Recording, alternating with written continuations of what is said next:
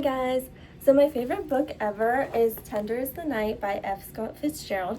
So I thought it'd be fun to read it like for YouTube because I've already read it before. So yeah, I just thought it'd be a cool idea to like share the second time I read it, and hopefully I can like get some of you guys interested in this book. So I'm going to read the summary and then chapter 1. So the summary.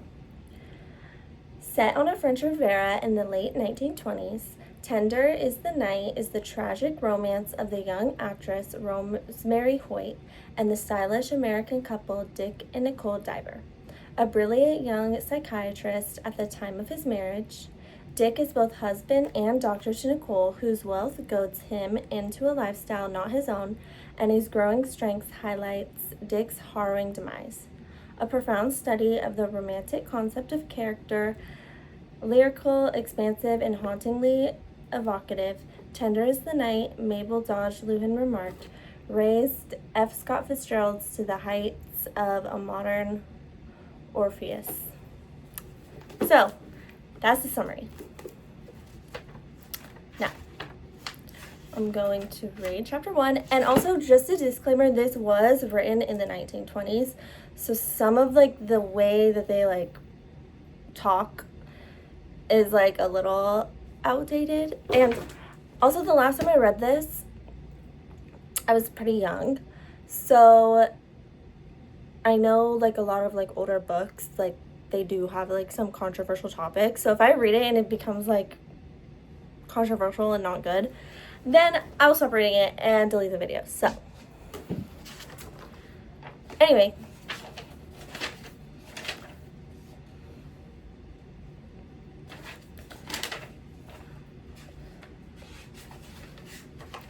all right, chapter 1. On the pleasant shore of the French Riviera, about halfway between Marseille and the Italian border, stands a large, proud, rose-colored hotel. Deferential palms cools its flush facade, and before it stretches a short, dazzling beach. Lately, it has become a summer resort of notable and fashionable people. A decade ago, it was almost deserted after its English clientele went north in April. Now, many bungalows cluster near it, but when this story begins, only the cupolas of a dozen old villas rotted like water lilies among the massed pines between Goisset's Hotel des Estrangers and Cannes, 5 miles away. The hotel and its bright tan prayer rug of a beach were one. In the early morning, the distant image of Cannes, the pink and cream of old fortifications, the purple Alp that bounded Italy, were cast across the water and lay quavering in the ripples and rings sent up by sea plants through the clear shallows. Before 8, a man came down to the beach in a blue bathrobe, and which, with much preliminary application to his person of the chilly water, and much grunting and loud breathing, floundered a minute in the sea. When he had gone, beach and bay were quiet for an hour. Merchantmen crawled westward on the horizon, busboys shouted in the hotel court, the dew dried upon the pines. In another hour, the horns of motors began to blow down from the winding road along the low range of the Moras, which separated the littoral from the true Provençal France. Get more comfy.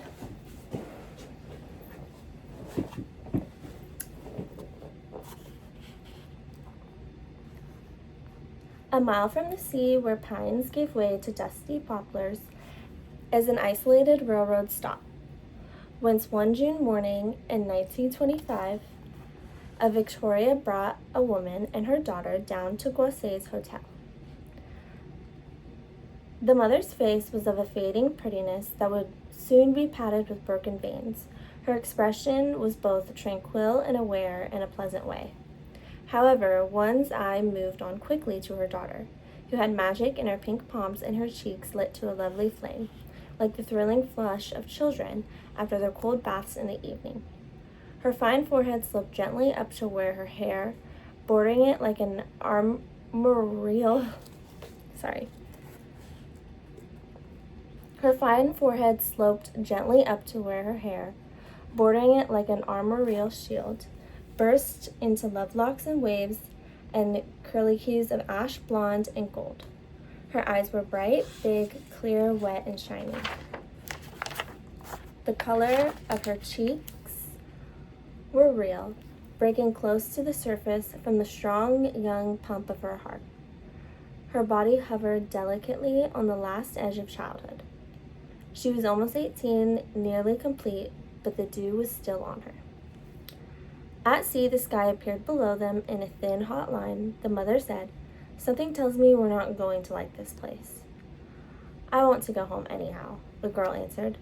They both spoke cheerfully, but were obviously without direction and bored by the fact. Moreover, just any direction would not do. They wanted high excitement, not from the necessity of stimulating jaded nerves, but with the avidity of prize-winning schoolchildren who deserved their vacations. "We'll stay 3 days and then we'll go home. I'll wire right away for steamer tickets." At the hotel, the girl made the reservation in idiomatic but rather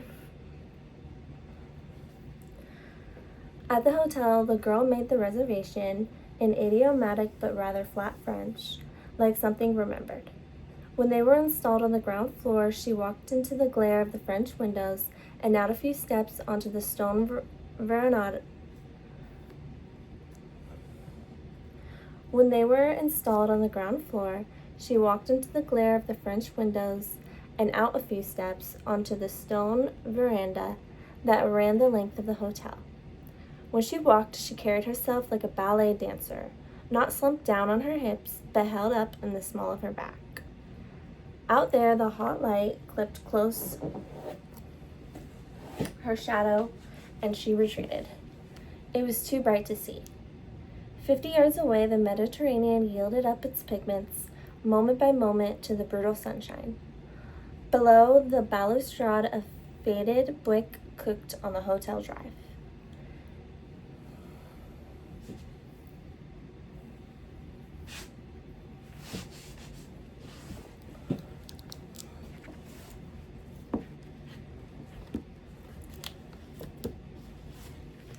Indeed, all of the region, only the beach stirred with activity. Of all of the region, only the beach stirred with activity. 3 British nannies sat knitting the slow pattern of Victorian England, the pattern of the 40s, the 60s, and the 80s, into sweaters and socks, to the tune of gossip as formalized as incantation. Closer to the sea, with a dozen persons kept house under stripped umbrellas, while their dozen children pursued unintimidated fish through the shallows or lay naked and glistening with coconut oil out in the sun. As Rosemary came onto the beach, a boy of 12 ran past her and dashed into the sea with exultant cries. Feeling the impactive scrutiny of strange faces, she took off her bathrobe and followed. She floated face down for a few yards, and finding it shallow, staggered to her feet and plodded forward, dragging slim legs like weights against the resistance of the water.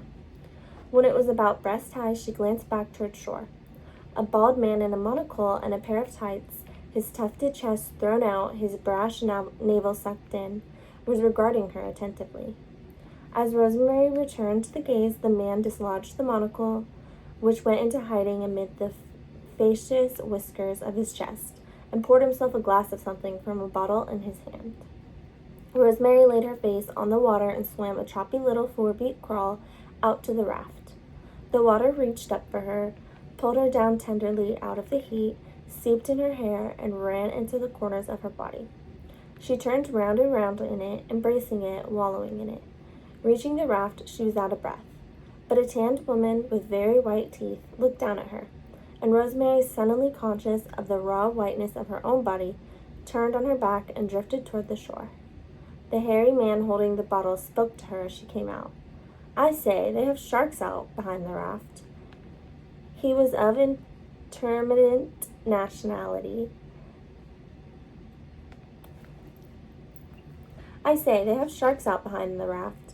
He was of indeterminate nationality, but spoke English with a slow Oxford drawl. Yesterday they devoured 2 British sailors from the float at Gulf Juan. Heavens, explained Rosemary. They came in for the feast from the float. Gazing his eyes to indicate that he had only spoken in order to warn her, he minced off 2 steps and poured himself another drink. Not unpleasantly self-conscious, since there had been a slight sway of attention toward her during this conversation, Rosemary looked for a place to sit. Obviously, each family possessed the strip of sand immediately in front of its umbrella. Besides, there was much visiting and talking back and forth. The atmosphere of a community upon which it would be presumptuous to intrude. Farther up, where the beach was strewn with pebbles and dead seaweed, sat a group of flesh as white as her own. They lay under small hand parasols instead of beach umbrellas, and were obviously less indigenous to the place. Rosemary found room and spread out her peignoir on the sand. Lying so, she heard the voices and felt their feet skirt her body, and their shapes pass between the sun and herself. The breath of an inquisitive dog blew warm and nervous on her neck. She could feel her skin broiling a little in the heat and hear the small, exhausted wah-wah of expiring waves. Presently, her ear distinguished individual voices, and she became aware that someone referred to scornfully as "that North guy" had kidnapped a waiter from a cafe in Cairns last night in order to saw him in 2.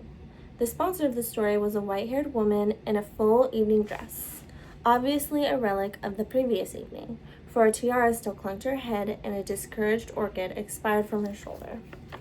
Rosemary, forming a vague antipathy to her and her companions, turned away. Nearest her, on the other side, a young woman lay under a roof of umbrellas, making out a list of things from a book open on the sand. Her bathing suit was pulled off her shoulders and her back, a ruddy orange-brown, set off by a string of creamy pearls, shone in the sun. Her face was hard and lovely and pitiful. Her eyes met Rosemary's but did not see her. Beyond her was a fine man in a jockey cap and red striped tights. Then the woman Rosemary had seen on the raft, who had looked back at her, seeing her, then a man with a long face and a golden leonine head, with blue tights and no hat, talking very seriously to an unmistakably Latin young man in black tights, both of them picking a little piece of seaweed in the sand. She thought they were mostly Americans, but something made them unlike the Americans she had known of late. After a while, she realized that the man in the jockey cap was giving a quiet little performance for this group. He moved gravely about with a rake, ostensibly removing gravel, and meanwhile developing some historic burlesque held in suspension by his grave base. Its faintest ramification had become hilarious, until whatever he said released a burst of laughter. Even those who, like herself, were too far away to hear, sent out antennae of attention until the other person on the beach not caught up in it was the young man with the string of pearls. Perhaps from modesty of possession, she responded to each salvo of amusement by bending closer over her list. The man of the monocle and bottle spoke suddenly out of the sky above Rosemary. "You are a ripping swimmer." She demurred. "Jolly good. My name is Campion. Here is a lady who says she saw you in Sorrento last week and knows who you are and would like to meet you." Glancing around with concealed annoyance, Rosemary saw the untanned people were waiting. Reluctantly, she got up and went over to them. "Mrs. Abrams, Mrs. McKeesco, Mr. McKeesco, Mr. Jumfrey." "We know who you are," spoke up the woman in evening dress. "You're Rosemary Hoyt, and I recognized you in Sorrento and asked the hotel clerk, and we all think you're perfectly marvelous, and we want to know why you're not back in America making another marvelous moving picture." They made a superfluous gesture of moving over for hers. The woman who had recognized her was not a Jewess, despite her name. She was one of those elderly good sports preserved by an imperviousness to experience and a good digestion into another generation. We wanted to warn you about getting burned the first day," she continued cheerily, "because your skin is important, but there seems to be so darn much formality on this beach that we didn't know whether you'd mind." So, that's chapter 1 and the summary. I hope you enjoy it and like it as much as I do. Obviously, it's just the beginning, so it just set this scene. Like, she's in France, but she's an actress, and she meets this group of people.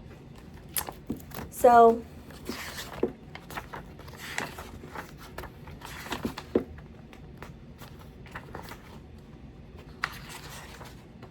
next time I will read chapter 2 and 3. So, see you then.